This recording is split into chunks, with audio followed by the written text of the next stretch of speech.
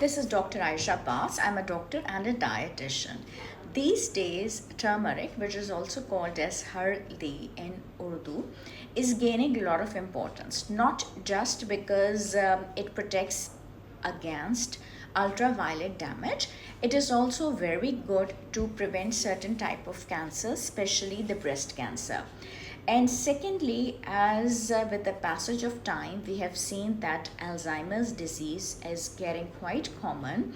It is really appreciated if you add turmeric in your food, in your meals, and it treats depression very well. Secondly, it also lowers your cholesterol levels. So if you have a pinch of turmeric in warm water just before your breakfast, that is also really good to help you in lowering your cholesterol levels, and it also helps alleviate seasonal allergies.